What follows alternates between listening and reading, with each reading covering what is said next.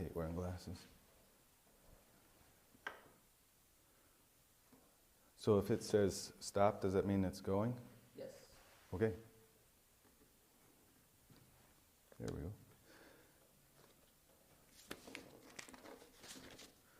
Good evening and welcome to our lecture series on teaching strategies and a course of lectures that can be used to get education credit at Fairhaven Baptist College. Glad to have all of you with us, whether right now or coming back after we've finished and watching at your own on your own schedule. The Teaching Strategies lecture series explores and discusses various strategies used to teach effectively at all levels of instruction, and the focus is primarily academic, but it can definitely be applied to religious instruction. And the series revolves around a model profile of a competent teacher, and we're using the outline and some of the information from this book, Model Strategies and Methods for Effective Teaching by Lang and Evans. In our first session, we looked at the teaching competency profile. In the second lecture, we talked about communication skills. Next, we talked about the diverse students that we teach, the different things that are in their lives and in their backgrounds. Then we talked about motivation and attitude. We discussed assessments. And in our last session, we talked about classroom management. Tonight, we're going to look at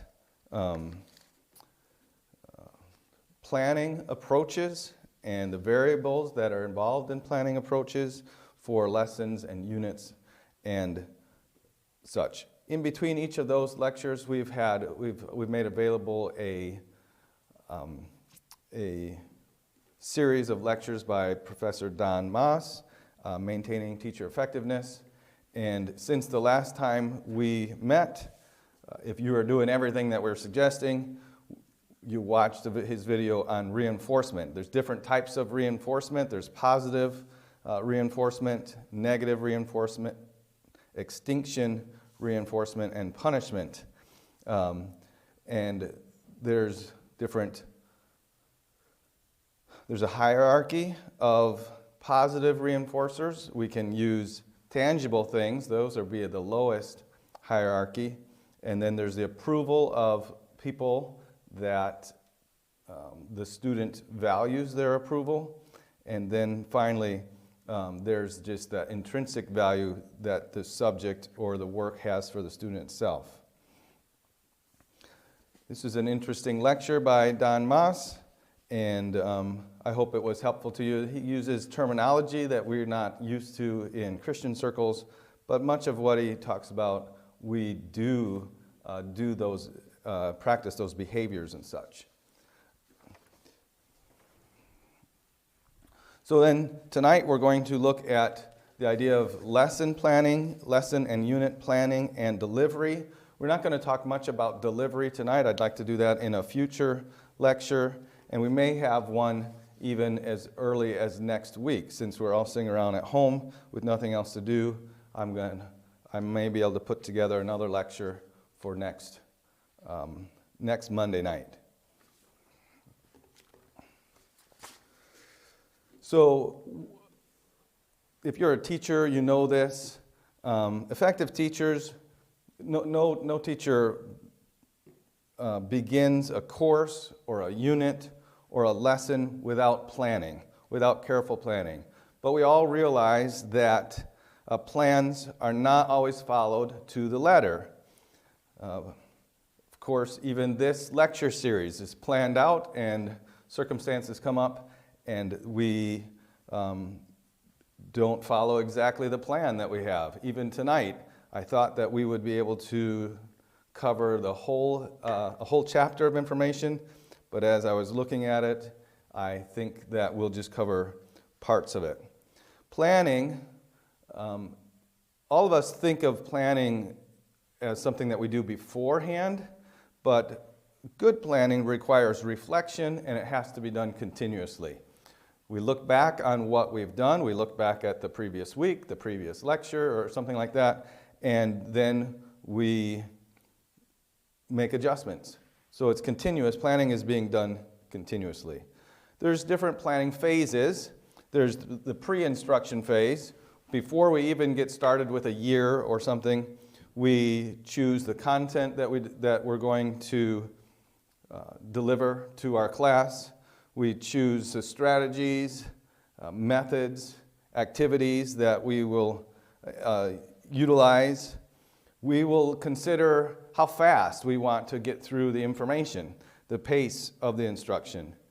We will consider the depth that will take certain parts of what we're teaching, the time allocation to the instruction. We may cover one thing quickly because we don't want to go into it in as much depth, and we might take a lot longer to cover another subject. Another teacher might go about it with a different level of depth, but we're going to think about that as we plan ahead of time, and we'll consider what the motivations students have toward learning. As we think about, I think all of us, we have a certain subject, and we think students always have a hard time with this. I'm going to have to think of a way to engage them, to get them excited about learning, to help them understand. Last year I tried this, and that didn't really work. Whatever. So all of these things we do even before we get started. Then, while we're in the middle of instructing, we'll say developmental planning as we teach and we get feedback from students and quizzes and whatever other things our plans develop. We make instructional decisions even in the midst of teaching, in the middle of a lecture or a lesson. We're looking at students' eyes and they're not getting it. We can tell. So we make a developmental decision. We change plans. We slow down or we speed up or we decide to skip something that we thought we'd be able to go into in more depth and they're not even getting it at a shallow level. So there are instructional decisions. We evaluate the effectiveness of our presentations and the activities that we used. We think about how fast we're going. Is the pace appropriate? We're making formative evaluations continuously. Like I said, we are looking at students' faces. We are looking at the homework that they've done. We might give a quiz and see how well they're understanding along the way so that we can adjust what we teach. And we're always, while we're teaching, thinking about what's coming, and that's the summative evaluation at the end. Are our students being prepared for that test? Are we including in our lessons the material that we want to ask them about on the test? And then there's post-instructional planning, and that is we look at the assessments that we gave, the tests or the projects, and we look at did the project accomplish what I wanted?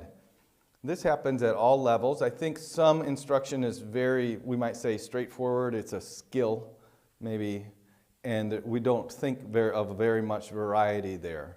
But when we look at a unit, maybe, and when we look at we have students that are a little older, and they can do a variety of activities to demonstrate their understanding, then we can get a little more precise in what we want to get from them and seeing if our assessment is telling us that or if it is accomplishing what we want. We take grades, or we assign grades, we mark their work, we record them, and then we get feedback from that testing. The student, of course, gets some feedback. How well did he do? And that's important, but I think for us, we should be thinking of the test telling us something about how well we taught, or how how well we wrote the test, if we're the ones writing the test. Was it confusing? If you do you figure out how many students missed each question on the test and a majority missed a particular one, we could probably assume that we either didn't teach the material or we asked it in a way that was not appropriate, that wasn't effective. So we get feedback from that, and then we should reflect on what was successful and what was difficult, what was a struggle, what didn't come through the way we wanted it to, and make adjustments. Planning is never something that we only do in the beginning. We're always evaluating and going along as we go along. So there are, as we think about planning, and people talk about it and write ideas down, there is, I think traditionally, teachers, and I'm like this, we think of instruction being rational, not irrational. It's rational and it's linear. We start here, and we add this, and we add this, and we add this, and we're going from one spot to another spot, and it's very simple in our plan. But experience tells us that since we're working with human beings, plans often take necessary detours and become nonlinear. So we're starting here, and we go here, and then we realize that it would be better, students would understand better, and I can accomplish what I'm looking for, working toward easier if I had this direction instead of keeping going in this straight line that I had planned out. If I go in another direction, I can maybe get to the end even quicker if I take a little longer at the beginning. A lot of different things come up, but students don't understand. We maybe assumed that the students knew certain things, and they didn't, and we have to go back and fill in some gaps in learning. But our plans almost never start in one spot and go straight to another spot. And this is something that we should always remember. I know all of us as teachers have a lot of work to do. And I'm not trying to say that the things I described today would be something that you're doing, all of it, every week. But we should understand that if we're teaching in a classroom, we're at the lowest level of local learning. The people that wrote the textbook don't know the students in your class. Wherever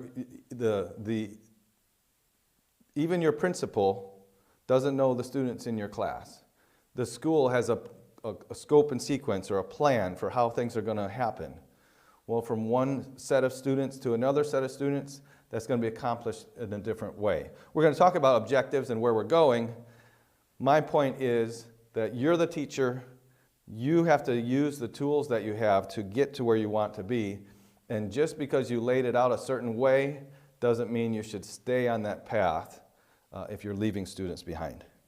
So, planning sources. As we're getting together to plan, we're trying to figure out what we're going to teach, what we're going to accomplish. Here are some sources for our plans. There's goals and objectives. And I just mentioned these sources.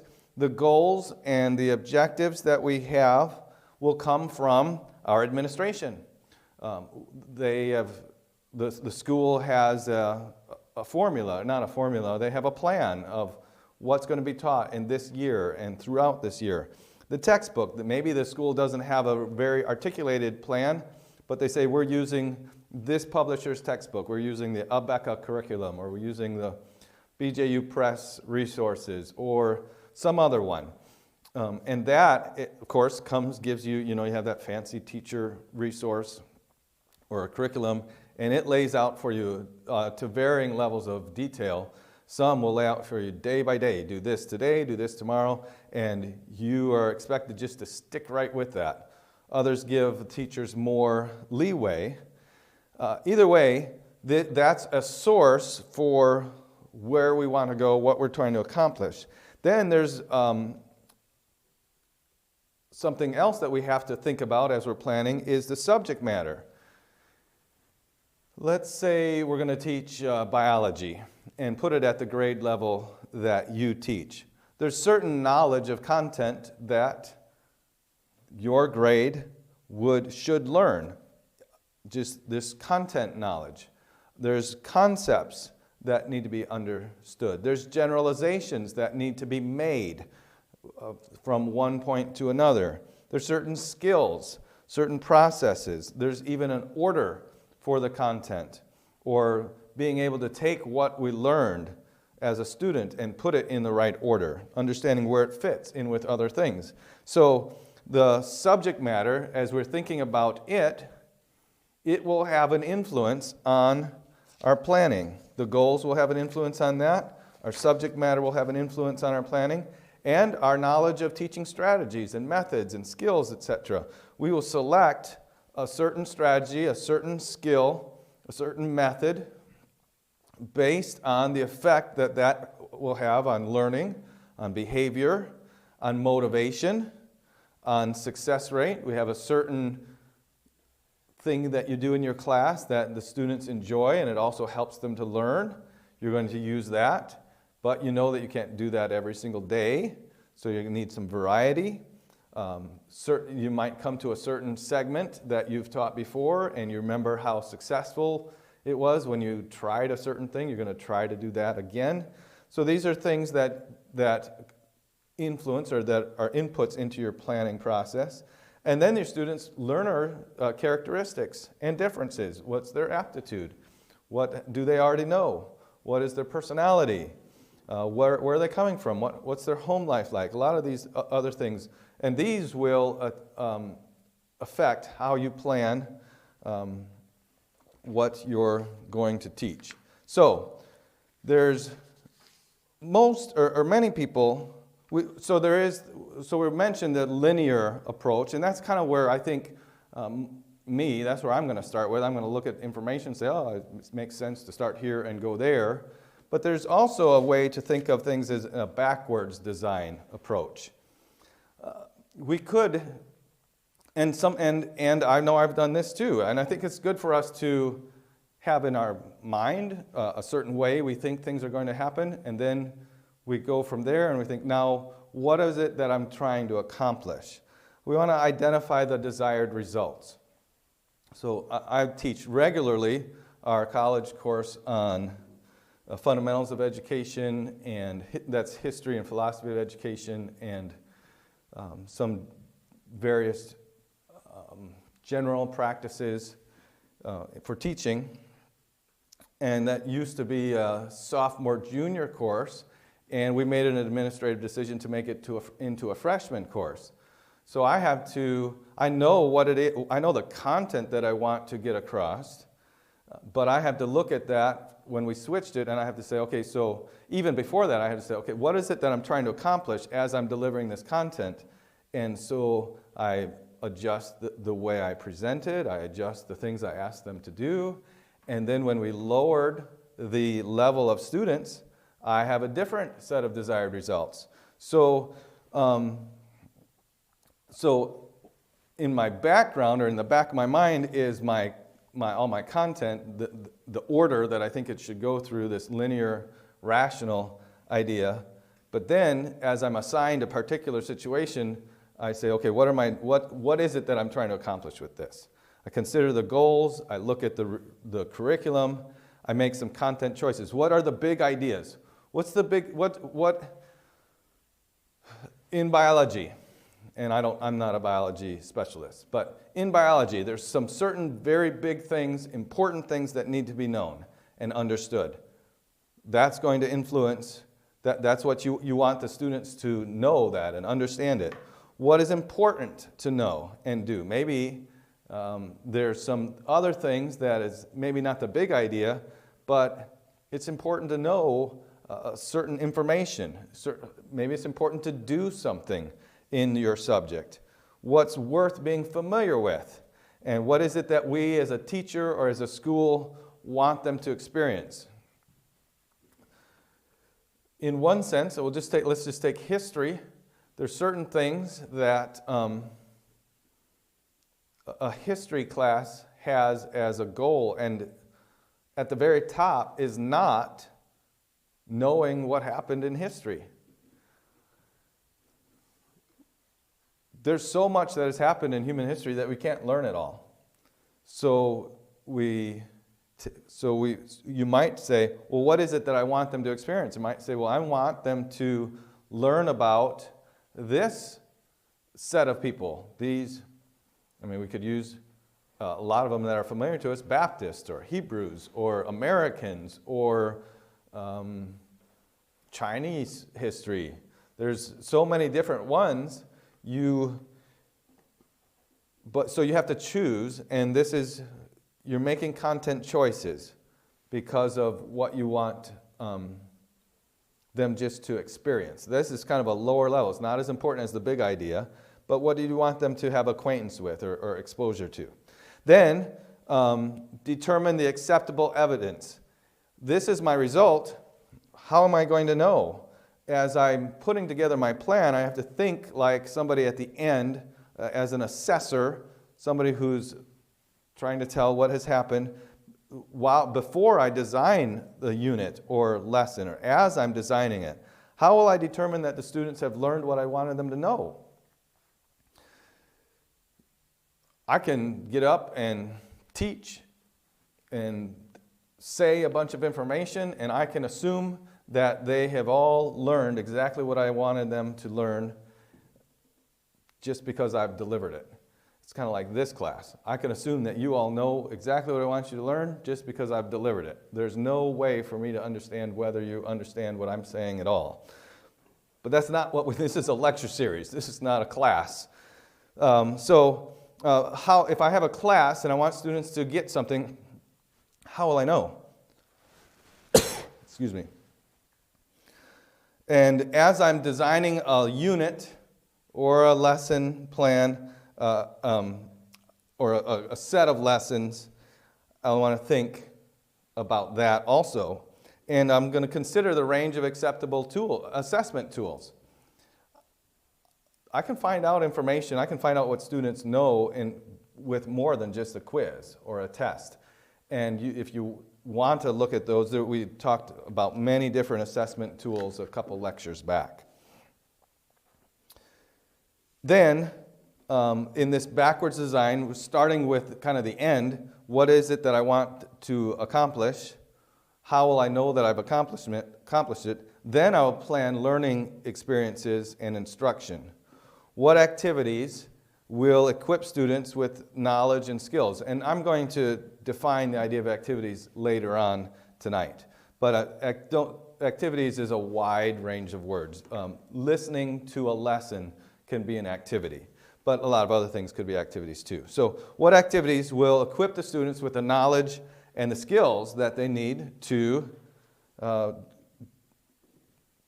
accomplish the desired results? What needs to be taught? What needs to be taught? What needs to be coached? There might be something that they need helped along with, or something that just need delivered information. What materials are best suited to accomplish this? What's the best way to accomplish what I'm trying to do? And then step back and think about the overall design. Is the overall design coherent and effective? So, what should we be teaching? This is kind of what we're talking about. We have to know what we want to teach before we can figure out how we're going to do it. And this is where we've gotten some preliminary ideas along with the ideas of planning and such tonight. Most of you might be familiar with the standards movement. Almost every state has a set of standards that they have spent much time, probably thousands and thousands of dollars on, paying people to write out what the state standards are for their state, for education in their state.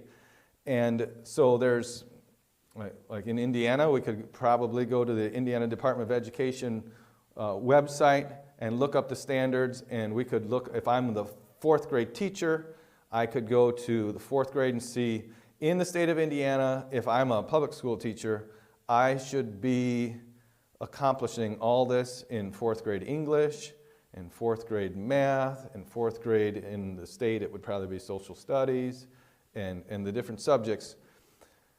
And it'll be quite detailed. And that would be for every grade. Also, there are professional associations, like there'll be the, as a music educator, I'm a member of the Indiana Music Educators Association. I could go to their website and find out what the standards are for music education at different ages and grade levels. And there's I can't remember the names, but there's a National Mathematics Association, and these are more professional associations rather than, there's like the American String Teachers Association. Professional associations have developed these standards also. I'm going into the idea of standards because they're helpful. In one sense, most of us won't have much use to actually sit down and study standards. And the reason for that is because we're using a curriculum. And almost every every publishing company has taken the time to look at and compare several different standards, whether it's a professional association standard or state standards, because they want those books, their books that they're publishing, to be useful, and they know that a lot of people are looking at the standards, so they want their book to meet up to the standards, to help you as a teacher accomplish these standards. So the standards are helpful in planning content, strategies, and materials, and many publishers refer to these when creating texts. So I want to just go a little bit further into this idea, and I'm a little rambling, but much of what we're going to talk about is not something that teachers do daily, but I think it's important for us as teachers to understand what is happening behind the scenes. We are handed a curriculum, or we are handed a book. Well, that book came together somehow. And the book, if it's a teacher's edition, might have some objectives listed in it or something like that. What does that mean? The better we can understand how the resources we've been handed have been put together, the more useful they become to us. So there's a standards movement, and this is the idea that we can evaluate people's knowledge by matching their knowledge up with a standard. And this is kind of where we were going. We said, what are the desired results? How can I know that I've reached those results? Well, that would be a desired outcome, and then plan to get there. So the reason we bring up the standards movement is that there is a set of standards written out by states and professional associations that we could just say, well, that's the desired outcome. That's the desired outcome. How can I accomplish that?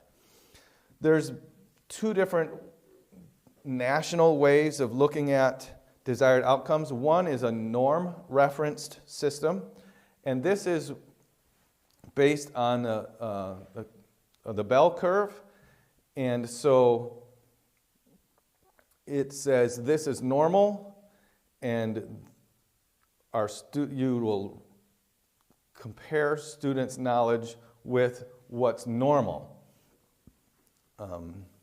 And we talked about this when we were talking about assessments also.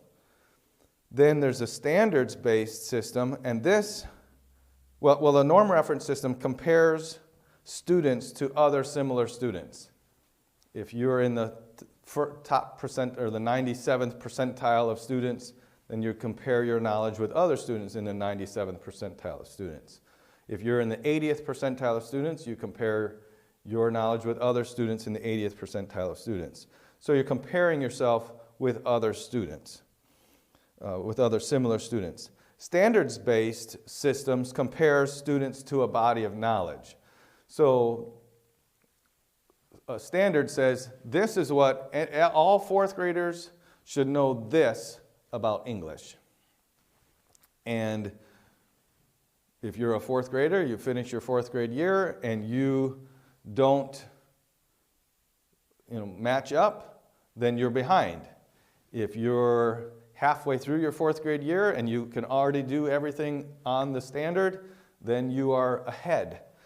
So a standards-based system kind of, I think, fits better with the way that most conservative people think about education. We think, well, there's stuff to learn and we got to learn it. There's definitely a benefit to academic standards. It gives focus. Having something written out lets you know what to work on. It's not, what you should learn isn't just a secret that only the Ivy League professors know. It's all written out there, and you can look at it, anybody can look at it and say, okay, this is what we need to be working on. This is what we're going to have to know. It lets you know what to decide on. As a teacher or an administration, it helps you decide whether a tool will help you. You see this new invention, a new tool, and you look at it and you think, wow, that's cool, that's neat. It'd be nice to use. But then you think about it, what will it help me accomplish? And so having a standard of what needs to be learned and taught helps you evaluate whether a tool will help you. It is also good because it's public. Everybody knows and everybody works toward it. There have been, and I think legitimately, there are criticisms of academic standards. One criticism, there's about 3 schools of thought for criticism on standards or academic standards. One is that teachers will take the standard and they only teach to the test. Now, if you're in my philosophy of education class or something like that, what we're trying to accomplish when we teach, especially as Christians, is we want to teach our children to love to learn. We want to teach them to learn how to learn. And so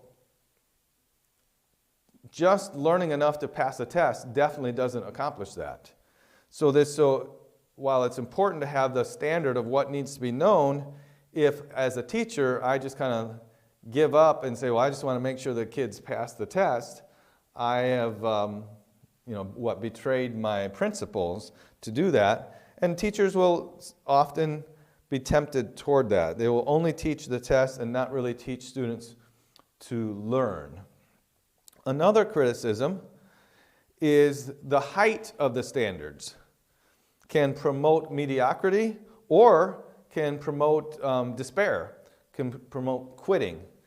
If we say this is the standard, everybody needs to be there, some kid comes from a bad background or something and he sees this standard that's just totally out of reach, doesn't think there's any way he can ever reach it and gives up, that's a problem with an unreachable standard.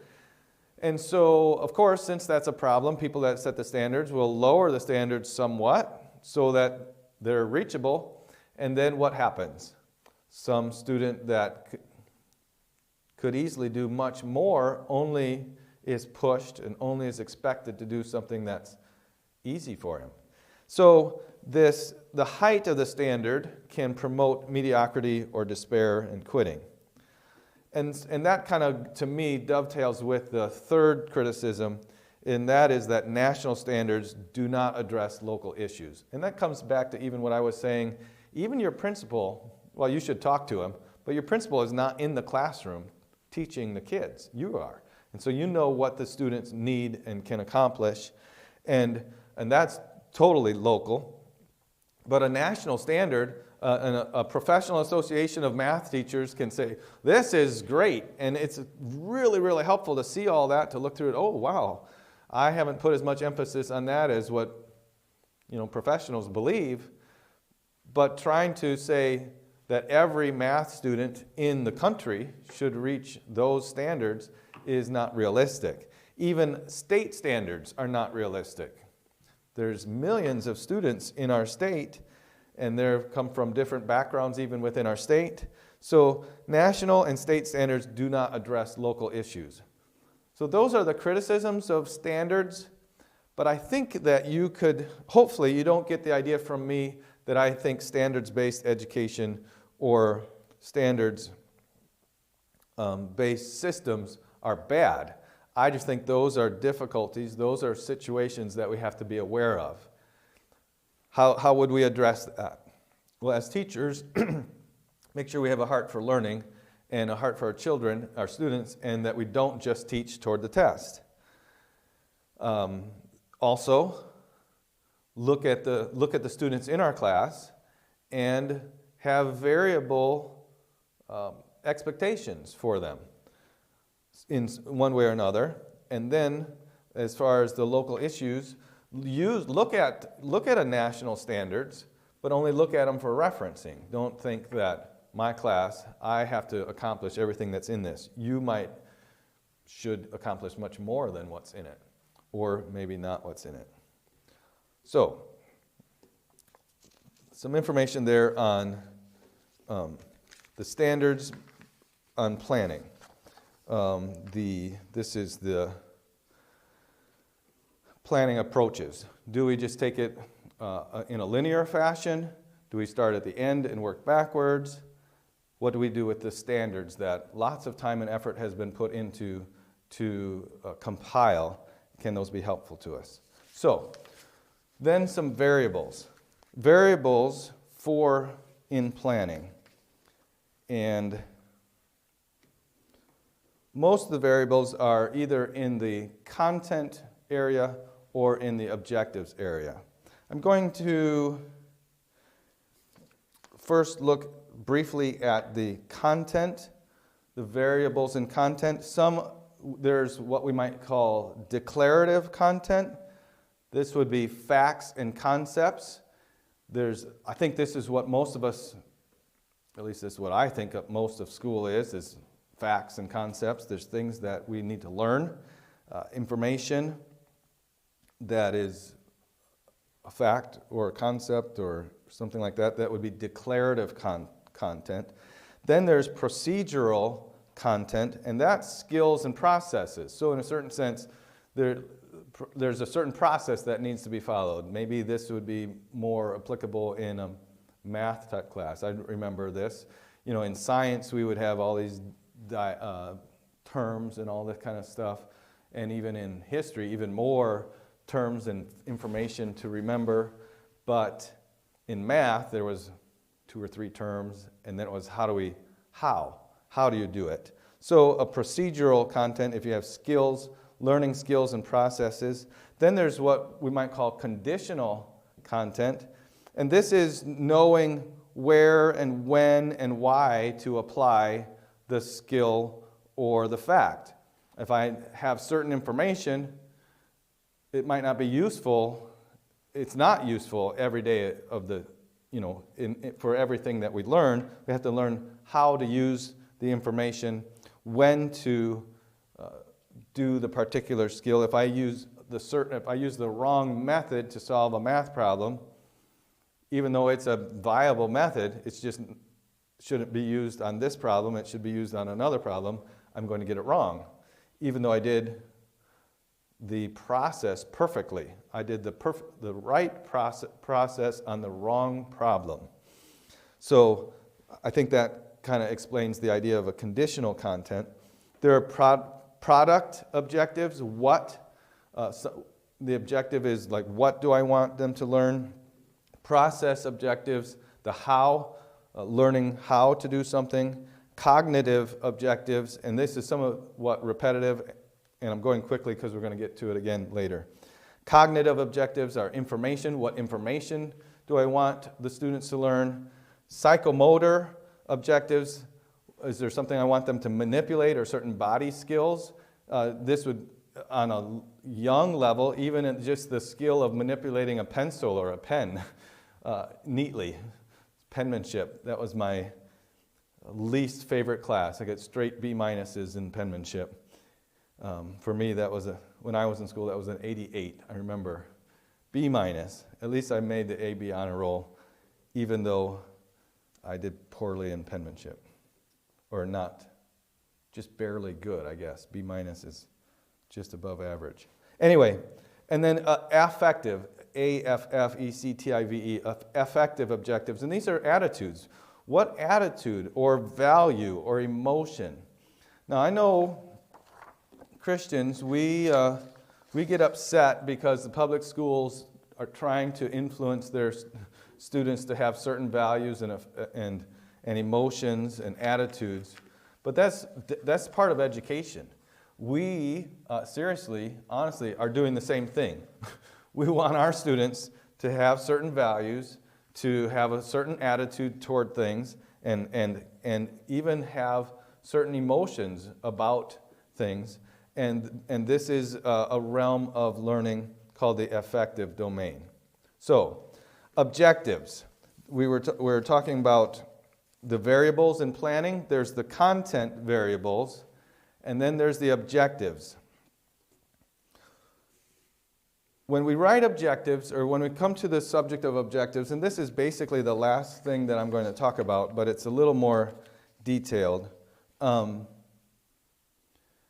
because it's kind of the core tool that helps us really accomplish what we want to in our classroom.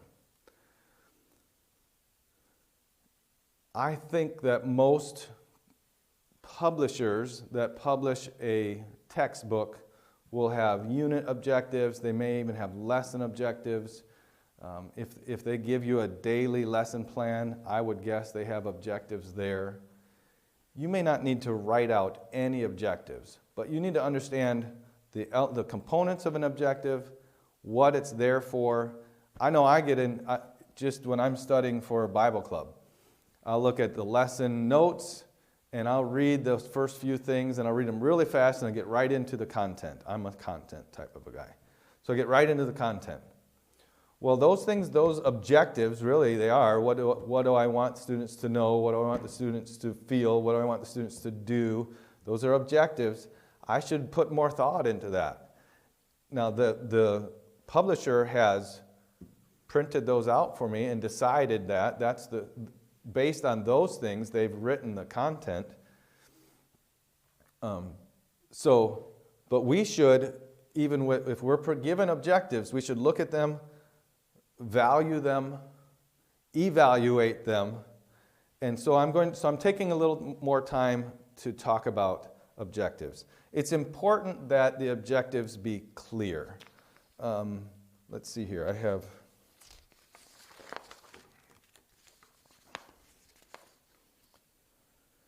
It's important that your objectives be clear. The objectives keep you on track when your initial planning isn't working. Remember we said we have our plan. We could think of it as linear, but things come up and life happens, and the initial planning isn't working. Unexpected opportunities come up or challenges arise. Something like maybe you can't teach in a classroom for a couple weeks at a time. You have to use different methods and all, something that we're all experiencing right now. So it's important that we have clear objectives because those anchor us, those keep us on track even when we have to make adjustments. So the cycle of making plans is that we would set goals, we plan instructional content and procedures, we'll plan our evaluation, how we're going to evaluate what students have learned, and then we begin instructing. And after we've been instructing a little bit, we'll revise our goals, and we'll revise our content, procedures, and plans because it's taken us longer to get through something, or it's not taken us as long as we thought to get through something. And we'll revise our evaluation. Maybe we found out that students didn't know something or already knew something. Then we resume our instruction and we revise our goals, and it's just kind of we might say it's a vicious circle, but it's just this ongoing circle of planning, adjusting, instructing, and revising continuously. So, and because we're always revising, we need to have clear objectives. So, when we write an objective, or when the publishers wrote the objectives that you have in your curriculum or in your teacher's edition of your book, most of the time, there is an observable behavior in the objective.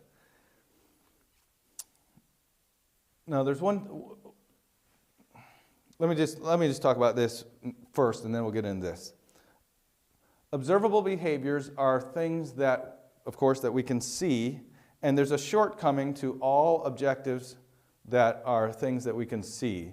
This would be Mager's performance objectives. If it's something that you can see, it is most easily, the thing you can see is most easily something that is only on a lower level of knowledge. It's quite hard to see students to be able to see something that proves conclusively that they have analyzed something or synthesized information. There will be examples that we'll read that are there, but some of the things with these we have to accept the behavior as something that normally proves this level of learning. Anyway, that might be confusing, but I thought I should mention it. Because observable behaviors are almost always just memory, knowledge. So some objectives. There's a way, we might, when we first write out our objectives or our goals or something, we would say something like, in a literature class, students will understand why Hamlet was called the melancholy Dane. Now, if we think about that, students will understand why Hamlet was called the melancholy Dane. How will we be able to tell that students understand that? We can't really tell. We could ask them, but they might give some answer that they heard somebody else give. They might say something that they read in the book, and that would just be remembering something else. We wouldn't know if they really understand it. So a different objective is a little bit longer, but it is something that you can measure. Here's a similar objective written more clearly. By referring to excerpts from Hamlet, students will be able to write a brief paper explaining why Hamlet has been called the melancholy Dane. Okay, so how are we going to tell if they've done it? Well, they're going to have a piece of paper. And it's going to have an explanation of Hamlet being the melancholy Dane, and it's going to have excerpts from Hamlet that should support the idea that he's the melancholy Dane. Can I tell if a student has done that? I read the paper, there's no excerpts. He hasn't done it. I read the paper, he has excerpts, but nothing about a melancholy Dane, him being melancholy, or him being a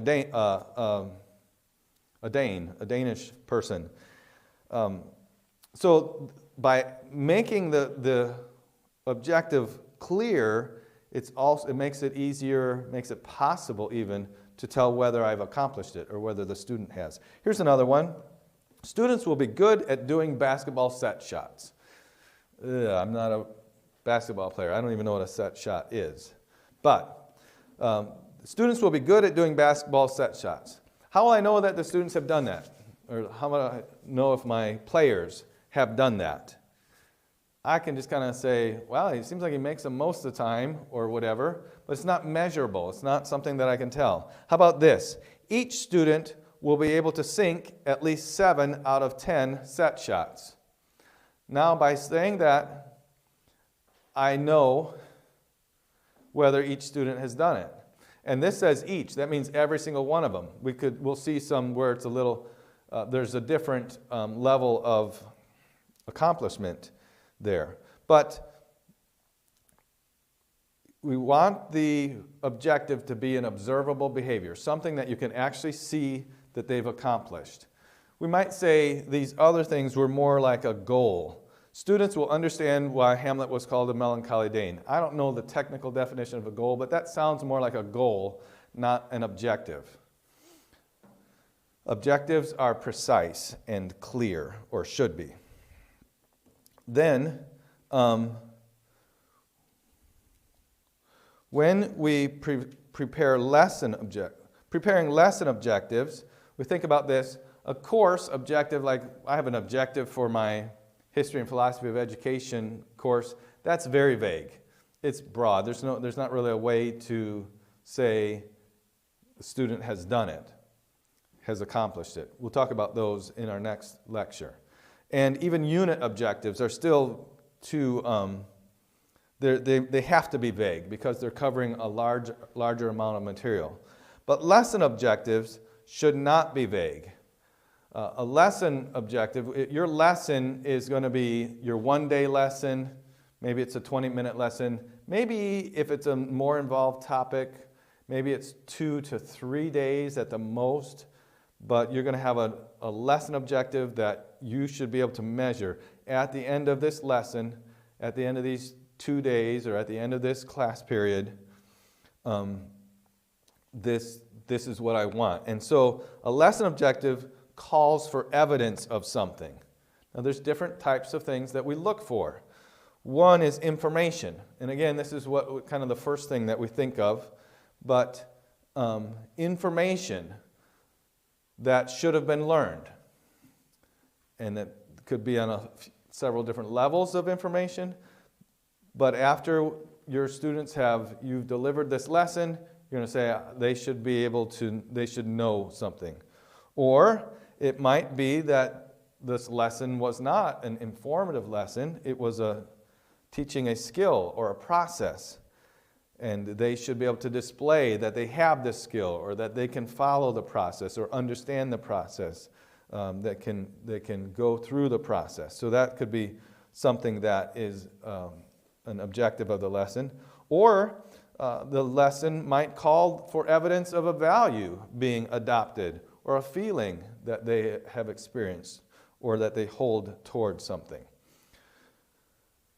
Now, as we talk about our lessons, I mentioned the word activities earlier. An activity is different from an objective. Activities are the experiences students participate in to help them reach the objective. Anything that I decide for the students to do, whether it is that they sit and listen to me talk, or I give them a worksheet, or the multitude of different types of things that we can do in a classroom, or we can send students home to do, all these different activities, those are all activities, those are all the things I'm arranging with the hopes that as they work together, they will help me accomplish my objective.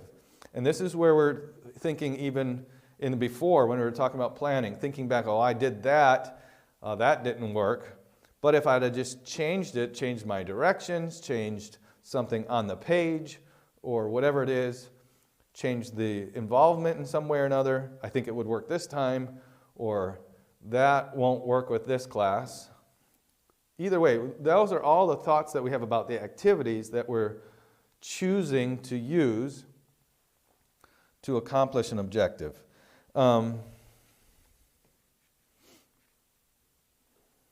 Activities are the learning experiences, and objectives describe what we want them to have accomplished or learned. So, I'm going to read 7 statements, and you might not be able to keep track of them, but I'm going to read 7 statements, and some of them are parts of an objective,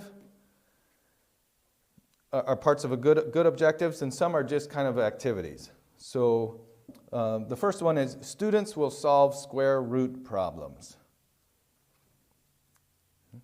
Then the second one, students will read chapter 3 in the text. Activity or objective. Number 3, students will write a good business letter. Is that an objective, part of an objective or an activity? Number 4, students will take a field trip to the museum. Another one, students will practice cutting and pasting on computers. Next, students will discuss the causes of pollution. And then number 7, students will name 3 advantages and 3 disadvantages of free trade. Now these are examples from the text, but some of those were activities, things that students would do that would work toward accomplishing an objective, and some of them were part of actually showing that they've accomplished something. I'm going to read the ones that are parts of good objectives. Number 1 was part of an objective. Students will solve square root problems. Okay, that's part of an objective, and I can tell whether they solve square root problems. The third one was part of an objective. Students will write a good business letter. Now, there need to be more to it to be able to say what's good and all that, and what is a business letter, but that would be part of the experiences and the activities. At the end, they'd have to write a business letter that's good. That would be something I could look at and say, yes, this is a good business letter. They must have learned what it was, provided they didn't cheat or buy one from someone or something like that. And then the 7th one, students will name 3 advantages and 3 disadvantages of free trade. Now let's just take that as an example of what I was saying before. Being able to name 3 advantages or disadvantages of free trade. What do I know? What do I know about the students if they have accomplished that? Only that they can name 3 advantages and 3 disadvantages. And of course, they would be what the teacher has said are the advantages of free trade and what the disadvantages of free trade are. I don't have any idea what the student feels about free trade. I don't have any idea about what value the student puts on free trade. All I know is that he can name what the class has said are advantages and disadvantages of free trade. So my point is, we can take that as an example of being part of an objective, and objectives have typically this just knowledge-based level of cognition. And so, but what that objective doesn't tell me is what I would want to know about what I've accomplished by teaching about free trade in the classroom. So, that's part of when we're looking at an objective. We want to make sure that the objective isn't just saying an activity, it is actually something that is part of an objective. Then, the objective needs to describe student performance. So, objectives specify what performance is expected of students because of the lesson. So take the one that we just paused for a second and looked at. The student is going to what is the student going to perform in that? Students will name 3 advantages and 3 disadvantages of free trade. What is he going to perform? What is it that I'm going to be able to see that he's done? He's going to name 3 advantages, 3 disadvantages. Maybe he's going to write them out. Maybe he's going to do it verbally. But that is something that I can see, something that he can perform because of the lesson. So there's ways to say this in a vague way or in a specific way. Broad verbs such as understand, know, comprehend, learn, remember, evaluate, feel, enjoy, value, and appreciate. Those are broad verbs and they're vague. There's not a real good way to be able to tell whether I've accomplished that objective. Those are very good things to want to do when we teach. But those can't be measured necessarily. Action verbs like list, name, select, write, draw, outline, match, pronounce, solve, form, those are things that I can identify. And here again, I've just showed, to me, the difference between vague and action and specific is the level of understanding and the level of brain activity, the level of thinking activity that we're looking for in students. So if I want to say students will understand, I'm going to have to say, how is it that I'm going to be able to tell that they understand? I'm going to have to use some creative assessments to determine whether I've actually accomplished that. I don't want to make it to sound harder than it is, but at the same time, if you say, well, oh, that says understand, I need to put something specific on it. Well, we put something specific on it, and then we've lowered way down here the level of teaching that we're getting evidence of, and we're trying to teach at a level much higher than that. It's just harder to find out whether we've met the objective. So here's another list, some examples of good objectives because they have good verbs and observable student performance, and some are not good objectives. Listen to these. Students will list the countries through which the Danube River flows. Thumbs up or thumbs down? Is that a good objective or not a good objective? Is it not a measurable, let's put it that way, is that a measurable or observable objective or not observable? I think it's clear that that's observable. You can see, they just write the list of the countries. How about this, the second example? Students will appreciate the painting Mona Lisa. Is that observable or not observable? It's not observable. I mean, even if we take everybody to look at the actual Mona Lisa, and students have a pleasant look on their face, we don't know whether they really appreciate it. Maybe somebody has a grumpy look on their face. Maybe they appreciate it, but they don't feel well that day. So appreciation is not something we can really observe. Next example, students will be able to add two-digit numbers. I think it's clear that that's an observable objective. Just put a set of two-digit numbers there or a list of two-digit numbers and see if they can add them. It's observable. Another example, students will match the names and pictures of Canadian animals. I think the author, one of them must be from Canada. There's several examples from Canada.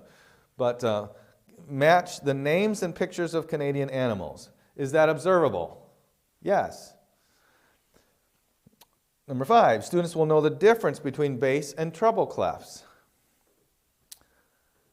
That is not really observable the way it is stated.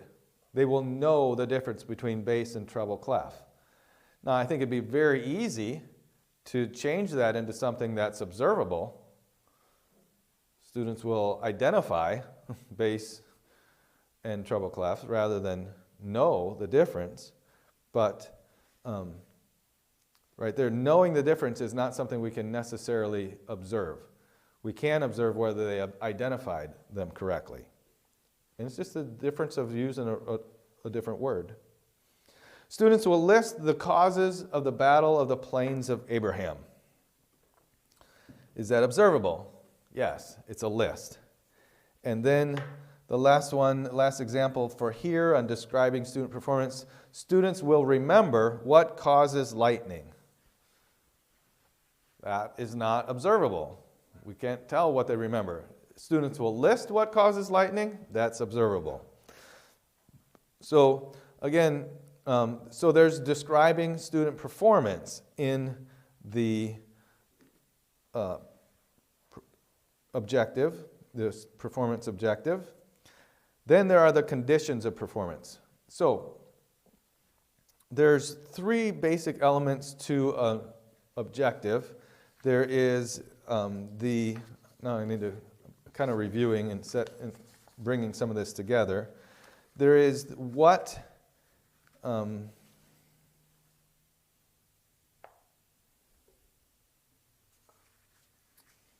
it is that the students have learned, what it is they're doing with what they've learned, and under what conditions they accomplish that. And then there's the level of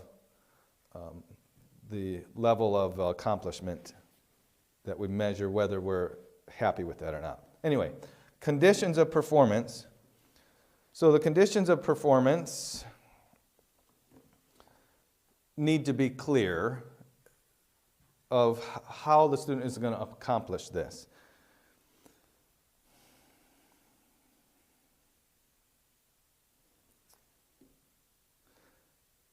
So here's an example.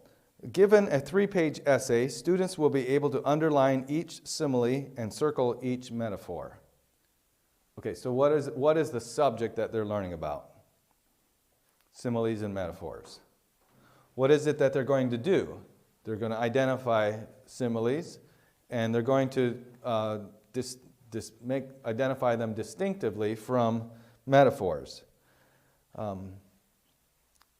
How are they, under what conditions? They're going to be given a 3-page essay. In the 3-page essay, they're going to identify. If we didn't have the conditions there, we might say, students will recognize the difference between similes and metaphors. Well, that doesn't have any conditions. That doesn't really even have something observable. We say they're going to recognize it, but how do we know that they recognize the difference? So have the 3-page essay and underline similes and metaphors. Those are 2 differences there that help us with the idea of the conditions of performance. So some other examples. Which of these objectives have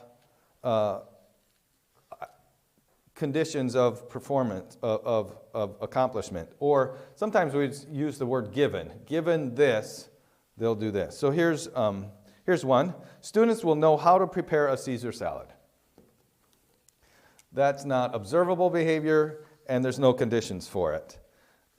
Another one, given advertising slogans, students will be able to name the product being advertised. So what do they have to do? They have to name the product, and they are given some slogans. So that's the conditions of being able to do it. Another one, students will identify different figures of speech that writers can use. So they're not looking at what writers have done or anything like that. They just have to identify different figures of speech. There's no conditions there. The 4th one, when provided with an unlabeled map of the United States, students will write in the name of each state. That's observable, and there are the conditions. It's not, we could say, my goal is that students know the names of the 50 states. Well, under what conditions? Are they going to know the names of the states and where they are on a map, or are they going to know them just to list them out on a page? Both of those would be knowing, but there's different conditions of accomplishment. Another one, students will appreciate the complexities of the rules of baseball. There's no way to observe that they appreciate that, and there's no setting for that, no conditions. Another one, as they prepare the reference page of a manuscript provided, students will follow the rules in the APA style manual. All right, so that's observable. They're going to follow the rules, and they're given a manuscript to be able to work with. All the students are going to have the same manuscript or have the limits of a manuscript, so you'll know that they've accomplished it or haven't accomplished it or even got 8 of the 10 correct or something like that. There's ways to measure it. And then students will underline each adjective in the list of words provided. Okay, there's a list provided, and they're going to underline. Those are all, not all, but 2, given the advertising slogans, 4, provided the unlabeled map of the United States, 6, given the manuscript, and 7, the list of words. Those all have conditions of under which the objective is accomplished. Excuse me. So when you're writing an objective, and again, I don't think many of us will write objectives, but we might tweak them. We'll have some objectives in our text or in our curriculum, and we look at that and say, oh, okay. To write a good objective, you have a behavior. The B, C, and D might help you. The behavior expected from the student, the conditions, that's the C, under which the student will perform the behavior, and D is the degree to which students are expected to achieve what they've been studying. That would be the level of accomplishment, D. So here's 4 examples. Students will hit a golf ball into an area 5 yards in diameter. That's what they're able to do. On the practice range, using a 9-iron and the Vardon overlapping grip. Picking sports I know nothing about, but those are the conditions. And the degree of accomplishment, or the level of accomplishment, 7 out of 10 times. Okay? So if I get, and we could, well, I'll do another one. Here's another one. Students will name the pieces used to play chess, so they have to be able to name the chess pieces, when shown a diagram of a chessboard containing randomly arranged pieces. So they're going to see them all, they just have to identify them. They don't have to produce them from memory. So those are the conditions, and then the degree is in 10 minutes or less. 28 of 30 students will correctly identify all the pieces. Okay, so we have this is very, very, very academic objective, but 28 out of 30 students are going to get a 100% on this quiz. What happens if I don't meet my objective? What if 26 out of 30 students get it? Well, I'm going to assume I haven't met the objective, and so we're going to do it again. I'm going to get more information out. I'm going to do another exercise, another activity, something so that I can meet the objective.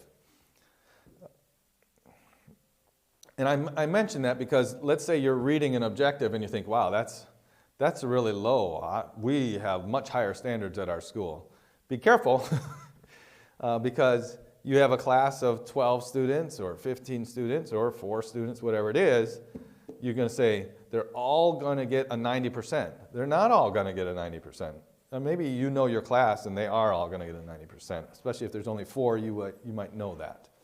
But those are the things that you're going to look at. You know your class, you're going to adjust those objectives so that it's good for your class, it fits your class. Here's another example. Students will be able to circle the capital cities of European countries. Okay, that's what they're going to be able to do. They're going to circle the capitals of European countries when shown an outline map of Europe. So they're going to see an outline map of Europe, and they're going to circle the capital cities and correctly identify at least 8 capital cities. So of the countries in Europe, if the whole class can get at least 8 right, then I've met my objective. And the last example here is students will write a paper explaining factors that led to the fall of the Third Reich. Okay, so they're going to write a paper explaining the factors that led to the fall of Germany, the Third Reich, after viewing a 60-minute film. Okay, so those are the conditions. And then the degree is 25 of the 30 members of the class will satisfactorily describe at least 4 factors. Okay, so some student writes a paper, but he only has 3 factors. He hasn't got 4 factors in there. But if 25 students write a satisfactory paper with at least 4 factors, I've accomplished my objective. All right, so these things are complicated. I don't mind going into them. I don't want to scare people by that you're thinking, I got to do all that. It's almost always been done for you, but you should know what is in those words in your resources.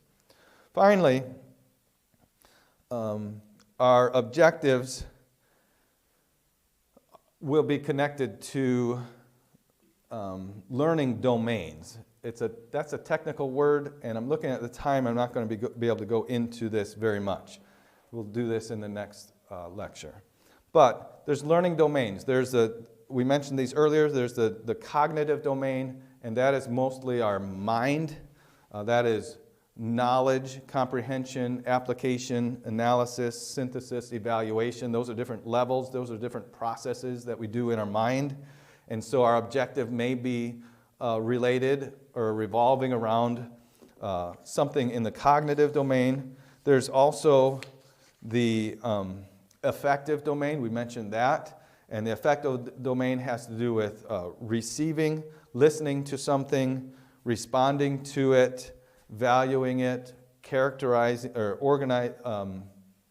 organizing the information, or letting it characterize us. And so what we are trying to accomplish might revolve around something there. And then there's the psychomotor domain, and that is where we can imitate a skill, or we can perform a skill, and we are effortless in automatic in the performance of the skill. And so maybe I can imagine a penmanship class or other, a PE class will have objectives that are related to or revolving around those learning domains, areas. So in our next lecture, we will take the idea of objectives just a little bit further into those. I think those are helpful for us because it is the areas that we work in, and to think about where somebody is and what they can do will help us focus on what to do to help them learn. And then we'll also get into some instructional variables, ways to vary our presentation. And my papers are all out of order. But we're going to, unit planning, and also lesson delivery. When we, tonight, probably tomorrow, I'll put a couple lectures up. There's a couple lectures that I give in my sophomore class about understanding our subject and long-range general planning that I think will be helpful for us to have as a background to the next lecture. So we'll make those available on the lecture series page and refer to them a little as we get started in our next lecture. It's good to have all of you with us. It looks like right now there's 2 still with us. Several people came and went along the way. Hope you have a good evening.